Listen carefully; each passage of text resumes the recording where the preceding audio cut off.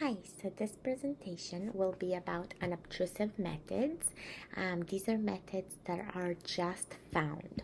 So when you think about found data, what kind of examples can you actually see in your everyday life that are found data? It's data that we don't have to manipulate, we don't do anything to collect it, but it's just there for us. So any physical data or online data, and we discussed in class how we see it in the classroom and in the online platforms that we use daily. So for the definitions, we defined found data as data that have not been generated by researchers. So you actually don't have to go ahead and collect it, but it's already there for us, meaning that it's just there in forms of a document, some kind of representation of something, an image, a photograph. It can be data that's already there in forms of reviews. How many of you, before eating, for example, you go on a Google, you type in the restaurant and you see reviews? These are all found data. You didn't have to generate it, you're simply looking at it. And some artifacts are also found data, like 3D stuff. Policies in schools about dress codes or anti-bullying campaigns, all of these are essentially found data. Now, with unobtrusive methods, you don't disturb the social environment at all. The data just exists somewhere without you actually physically needing to collect it. Now, some examples of it include documents. They can be public or private, as well as some popular culture documents like the radio stations that you listen to, the newspapers you're reading, magazines you're interested in, the cartoons you watch, any film or videos that you are looking at. All of these are people's found data. You didn't generate it, it's just aspects of stuff that you do.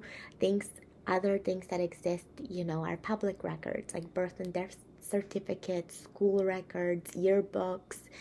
Private ones are more like poems and love letters and letters from, World War II soldiers that went to the homes. Like, all these letters are preserved and they can be either public or private. More examples exist with respect to physical traces, so the amount of stuff that you see in the environment. They can actually be in terms of accumulation and erosion. So accumulation is how much stuff actually exists in the environment that pile up. So layers of graffiti, the garbage that people can go through and understand, lifestyle habits, consumerism choices, things like that, where you shop, right? All of this garbage can tell you about it. Versus erosion, the things that break down with more use. Like, for example, on my laptop, the space bar has a little bit of a shift in color. The A is more used, the tab is more used. I can see erosion on my computer. In the bathroom stalls, some toilet papers get used more often than the other stalls. The setting on a car radio seats, the setting on the AC monitor. I took a picture of Sheldon's spot because the more he's sitting on it from Big Bang Theory, the more likely this platter couch will have active visible strains of someone sitting there for a longer time. This is all found data. It's data that we can investigate, but we didn't do anything to disturb reality or actively investigate it in a way that we ask participants about it. It's just there for us.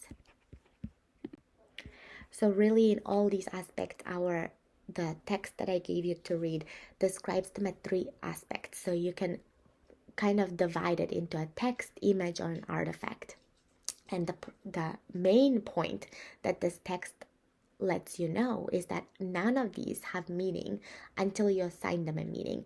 They're all cultural constructions. How you write things, how the spoken word that we use, the numbers that we write, it has no meanings until your culture and who you are, you make a meaning to it. The images we see, it means nothing unless you construct the meaning behind it. If I'm looking in a painting, nobody can tell me what the painting is about. I make my own interpretation of it.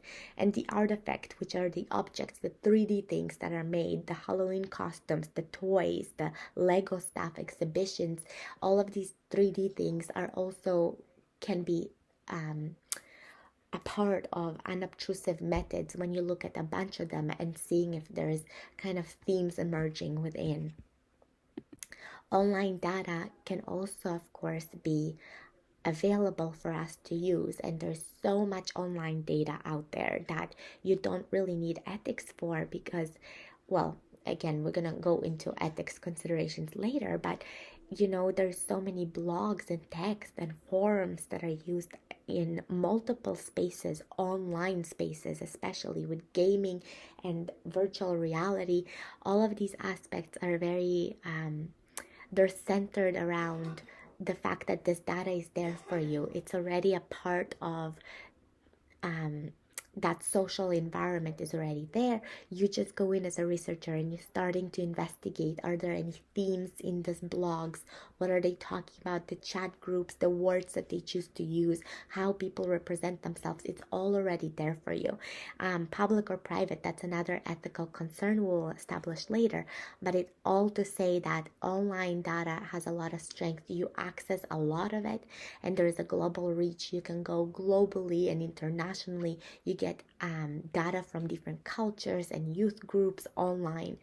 And the limitations is that, of course, you're limited by who is online. Some people don't use online. Some people might not have access to online. Some people don't like to represent themselves online. I know, for example, personally, I don't have a Facebook, right? So you're limited to what you can actually find, but the quantity of information, yes, there is lots, but how do you sort through all of this?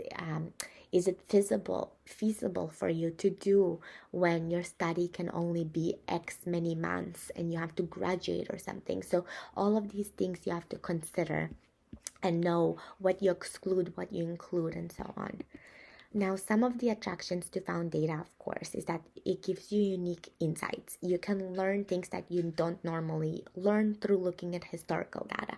These you get to see more. There's more aspects there that are not really there when you're just looking at the physical document. And you don't have to talk to people. So unlike other methods, we've established ethnography, observation, focus groups, interviews. These are methods you don't have to talk to anyone. So they're just there for you to study. You rarely need ethics clearance, which is another plus. And the online world, there are many possibilities to explore through them, because a lot of people are sitting in these chats and virtual groups and support groups online. So there's a lot of opportunities for us to know about young people, because a bunch of these online spaces are created by young people. So it's a really cool possibilities for new studies with youth voices. Now, other benefits, of course, exist, and this is just a list of them. The fact that it's inexpensive, that you have a lot of access. It's very good for longitudinal analyses, like the article that you had to read about the graffiti. All of this to say that they're safe. You don't have to interact with anyone. You don't really have to rely on anyone's recollections or memories or witness a behavior. It's just there for you. It's better than self-reported behavior in some aspects, because you can say one thing, show another, but this is actually created in a way that it's like written, or there is a photograph of it, or there is some kind of 3D artifact of it. So it's like a more stronger evidence, and in some aspects. And it's very repeatable. If I go in and I look at graffiti and I analyze it, the next person can go in, look at the same images and see if they come up with the same results. And that creates a very good, reliable, and valid study. Some drawbacks, of course, exist with the fact that it is open to interpretation. Remember, it's a cultural construction of an idea. So that construction of idea is related to who you are, your upbringing, your gender, and your identity, and who you are, right? So if I look at it, it might be very different from what you interpret it like. So it really is open to interpretation. Sometimes the photographs are not ours, they're of children and youth, and the drawings are theirs. So who are we to interpret it on their behalf, right? And you're also working with what you have. Yes, you have a lot of it, but you're limited again to what people said, how they said it, how much information they've given you. And you have to also note that the original might be false. The fact that you have a photography or some kind of document there, you don't know if it has been falsified or enhanced. So that's very scary too for a lot of reasons. And the fact that there are time constraints, you might be lacking resources to look at a lot of artifacts or a lot of graffiti or a lot of online documents, things like that. And things to consider is, again, with online data, is it authentic, is it reliable and valid, and is it ethically sound? So we talked about how one challenge of this found data is the fact that it's authenticity. You might not have something that represents what it seems to represent. And in these aspects, you have to consider how valid or reliable this document is or this picture is. So if you want to do research with children's drawing, you have to make sure that it is in fact children's drawing and not parents who did the drawing for them. So we talked about how you have to really look at it and see if it represents what it seems to represent. But the problem is that you don't know. So in this quote right here, it says that no text, image, or artifact can really tell you at face value that it's authentic. So there is no such thing as for 100% that it's authentic, because it's still secondary data. You didn't do it. You don't know if it has been enhanced, recorded, falsified, and so on. The next aspect we talked about is the fact that it's reliable and valid.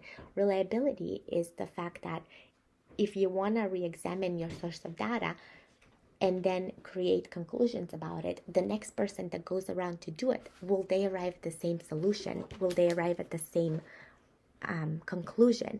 So you have to really know that you want to have things in place to ensure that you have a reliable study, a reliable method. So one way we do it in qualitative is have intercoders or interobservers. So more people than just yourself observing that same reality or looking into your coded work and seeing if they come up with similar themes.